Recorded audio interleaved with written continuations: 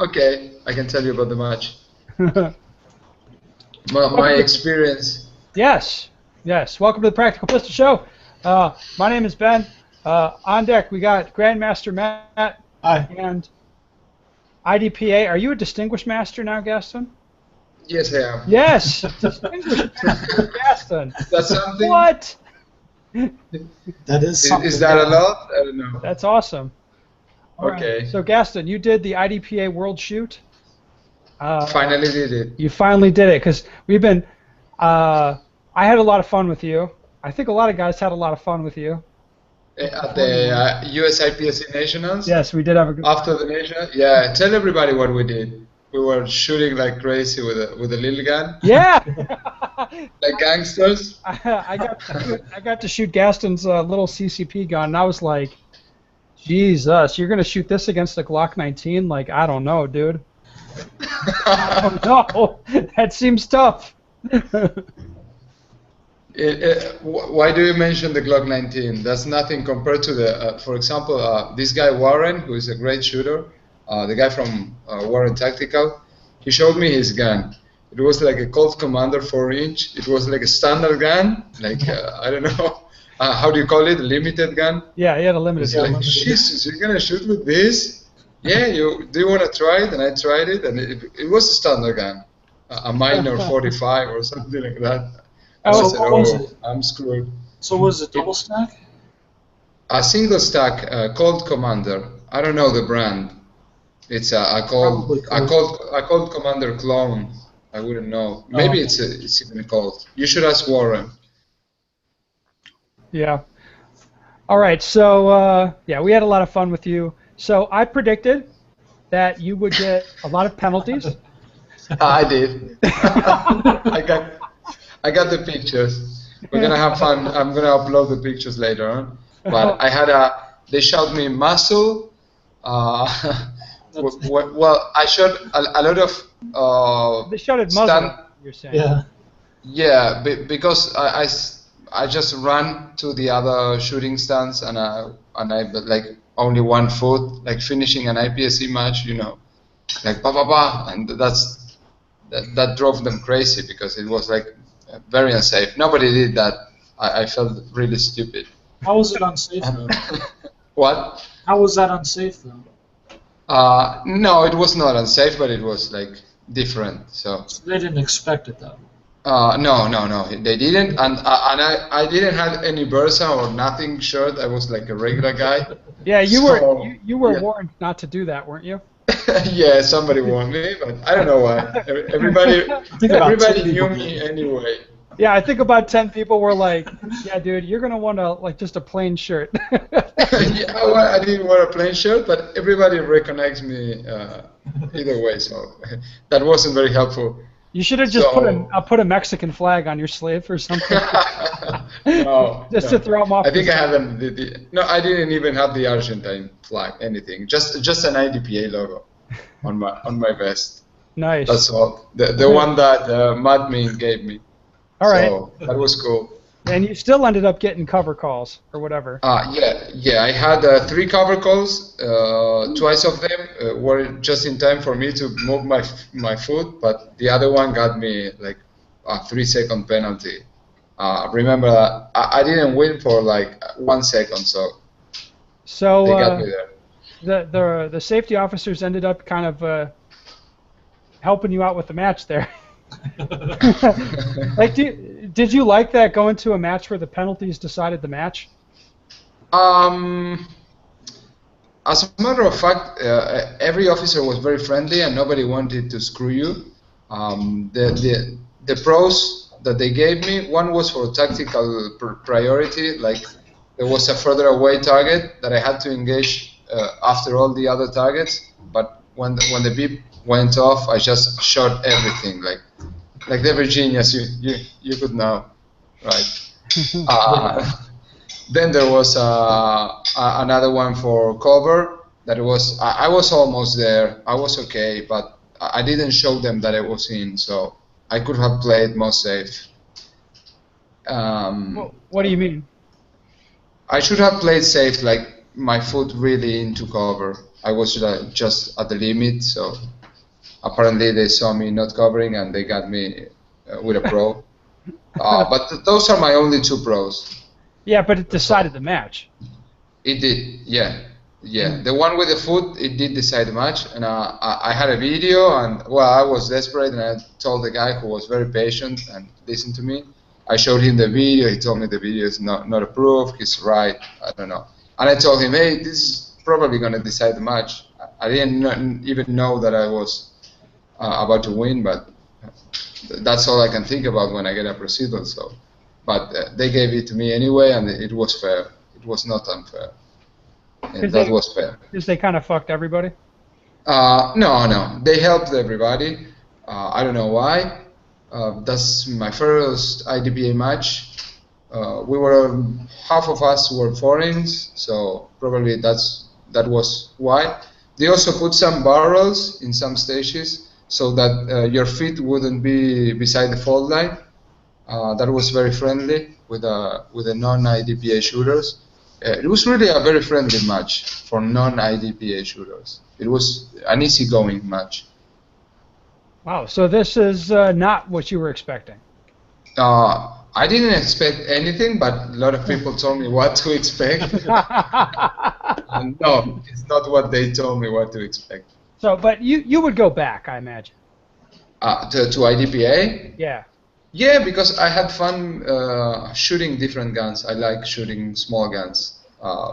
And this gave us the opportunity to test drive, not test drive, but test, like in competition, our regular guns, which help us to improve a lot of the guns.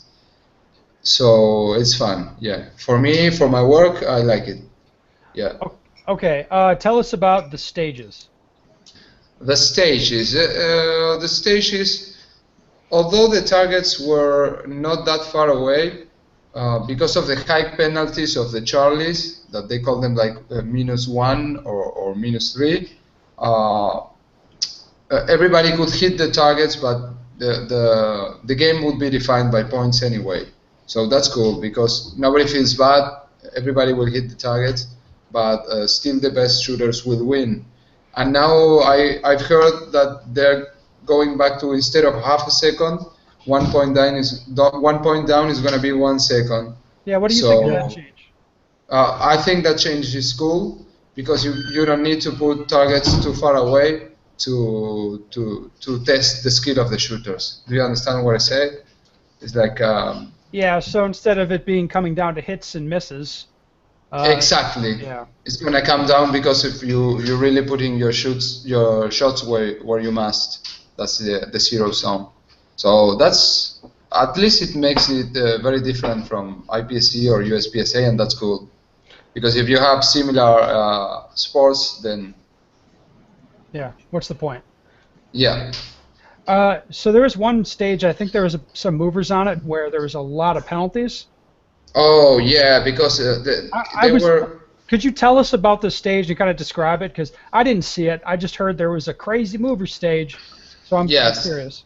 Well, that's where the guy who won, because he had very little misses there. It was almost a lucky stage. You had two simultaneous movers. You almost had to choose one. It was pretty impossible. Like you step on an activator, and there was a mover, half a mover, like 15 yards away, and another half a mover, like 7 or 8 yards away, and they were both very fast and simultaneous, so it was impossible. What kind of mover were they?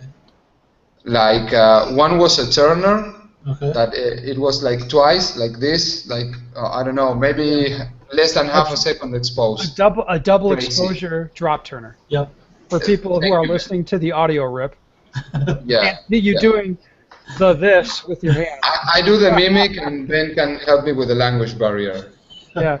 And the other one was like a regular moving target, but it exposed like a bonus. They were bonus. It was a slatter. Like this, yeah. Boop, boop. We didn't see that. The boop boop target is A single exposure swinger, you would say? Thank you. Oh, okay, yeah. Okay. Okay, yeah. Yes. Yeah, both simultaneously, so that was very hard. Did anybody get both of them? Yeah, I think maybe just Bogle did. I think not even Niels. I gotta check, but I really didn't check. I just shot it like it was so difficult that I counted my I looked after my bullet count, so I wouldn't have to do another reload. So I just put 2. Oh, and you gotta put 3 rounds to each moving target. Oh, So that that's was a little very crazy. hard. That was crazy. Yes, yes. And that I sounds- ran out. Yeah, I ran out of luck. I didn't have even one single shot in one of the movers, and I had my 3 shots in the other one. Oh, 3 shots? That's a little ridiculous. Like, even at... Yes, that was strange if you compare it with the rest of the match. It was a very strange stage, and it decided the match. At least in CCP, the overall was decided in that stage. I think I won the match like by 5 seconds, and that stage got me like for 6 seconds, and that was it for me. The rest of the match I would have done great. oh. Okay, but you do it again. Yeah, I will do it again. I don't know if I would shoot SSP, but I would shoot like backup gun or CCP with total different guns. That was a lot of fun. SSP, I would shoot like IPSC. I think that IDPA is cool for real guns, not for race guns. And I saw a lot of people with race guns. That doesn't make any sense to me. But if they have fun and if they conceal carry a race gun, then it's okay. But for example, in chase service pistol, there were some race guns that were not very real life, concealed carry everyday So gun. they were being gamer fags, and you were trying to keep it real. Gamer's gonna game. I don't know. No, it's fair if the rules are the same to everybody, so they are not Yeah, gamers. come Just on. the rules. You can have an chase service pistol, that's all. Maybe a cop has that, I don't know. Man, I can't get a personal attack out of you against anyone. You won't get me, no, unless you go off live, and then I could attack everybody. But when we are live, I have to be politically correct. I love everybody. What were you telling me America about? is great. What were you telling me about white people you had a problem with earlier? Nothing. I love white people. I love their neck because they're red, and that's like I love red, and that's great. Yeah, I love everybody. I love it, guys. I love the guy who shot everybody in Oregon, and I love the guys who were shot. I love everybody. That's a cheap shot. So we could make a show about that. No, let's not do about it. What's We're not gonna happening there? Actually, let's. Everybody's gonna take everybody's gun because of those guys. What the fuck? Everybody's going crazy here in Argentina about that also. They are? Yeah. How does that Believe it or not. They're going crazy about a shooting in the States? Yeah. Yes, every time. Yeah. Why do they use care? it like an excuse, like look what happens. But our guns are a little more regulated there, though, yeah? Yes. Yes. You need a firearms license? You need a mental health. How do you call it? Evaluation? Mental health evaluation. And Yeah, you passed that. that's a must. Yeah. And you passed that. No, I didn't, but I paid. This is It's another difference about Argentina. Yeah. Can't wait to come visit, buddy. I'm excited. You know you're crazy, right? The shrink told me, and I said yes, but I got a lot of money. Oh, you do? Then you got your permission, right? No, I'm just fucking with you. My mental health is okay. I believe you. All right, let's move on to a shooting question. Okay. All right. Hi, Ben. I practiced hard, and my shooting skills are good. I'm struggling on stage breakdown and executing my plan. When I walk through the stages, I generally count targets, find the easiest plan for about 3 to 5 minutes per stage. Then I go through it in my mind a couple times and just try it in real time when I hear that I'm on deck. but I usually mess up the round count and how many reloads I need when I have a gun malfunction or if anything unexpected happens. How do you practice formulating a plan and executing it in practice? FYI, I practice alone. Do I need to go to every match and try? Do I need to play StarCraft and figure out how to be more strategic? I think he knows that I'm a StarCraft fan, so I think that was pointed at me, but don't worry about that. All right, so Hopkins, executing your plan better. Honestly, I think it's going to come down to experience, doing it more. I mean, obviously he needs to visualize the stage. Kind of sounds like he's only doing some, and if you did it more, that should help. I say visualize and go shoot more matches. All right, Gaston, what do you say? Oh, it's it happens to us, right? It happens to him. Yeah. Yeah, it happens to everybody. But So this guy, it sounds like this guy's an extreme situation. yeah, I like to keep it simple. Like for example, try to train to shoot the first thing you see of a window or a shooting stance, and then only try to remind the places you will move, the places you will Move to? help me out, Ben. The shooting positions. Yeah, just try to remember the shooting positions and shoot everything you see from those positions. Don't try to remember about like a sequence or I'm going to shoot that one first because it's easier. Or don't try to do anything fancy. Just remember the shooting position, go there, and shoot everything you see. That's all. Yeah, that's going to good. help him a lot. That's actually pretty good. That's an easy way to do it. Not all USPSA matches are going to be easy for that, though, because we'd like to have targets available for multiple spots or whatever, but yeah.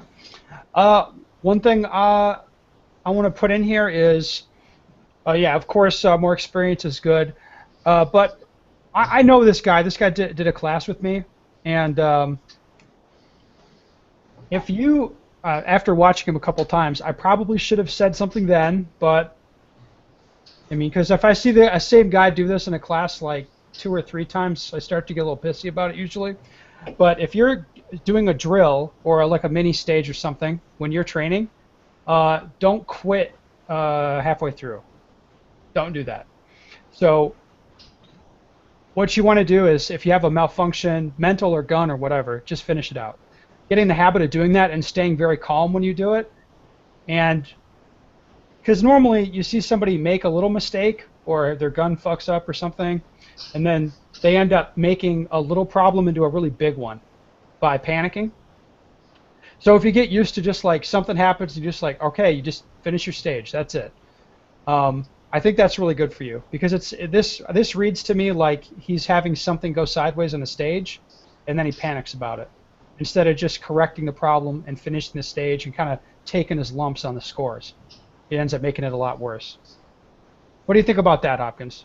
I think it's pretty good. I think, could this guy not be concentrating enough on getting his stage plans and stuff? He could be doing more like social aspect of the match. Maybe that could be an issue also. This particular guy, due to his schedule, did not show up to Handgun Nationals until the day he was supposed to shoot, for example. Well, that would be an issue. Yeah, that would be a little bit of a problem. Yeah. But I think when you go into a stage with it in your head, like, hey, I want to have the perfect stage here, and that mentality makes it really tough to deal with mistakes. Because how many times do you shoot a 30-round field course and have it go perfect? You know? Not very many. Not very many. Pretty much never goes perfect. Something. Yeah, it's always something. So you got to get used to it always being something and not panicking about it. Just like, all right, a little thing, like an extra shot on that piece of steel, whatever. Like, all right, I'll just, my reload didn't go perfectly smooth. I'm not going to stress about it. I'm just going to finish the stage. And having that be your mindset instead of being like, oh, I fucked up, I better hurry. Yeah. Yeah, trying to recover lost time is not a good idea. No, lost time is That long. is impossible. Yeah. You can go faster, right? It works like 5% of the times. Dude, it's never worked for me. I know, I'll just like go crazy on this stage. That'll help. I can make it up by shooting faster. Yeah, that never works. Well, all right, Gaston, thanks for coming on. Thank you. Everybody in the States is excited to get their hands on your new Burses. Oh, okay. When are the Okay. Thunders coming? The Thunder XT is gonna be there like I don't know, maybe 1 month, 2 months. I hope so.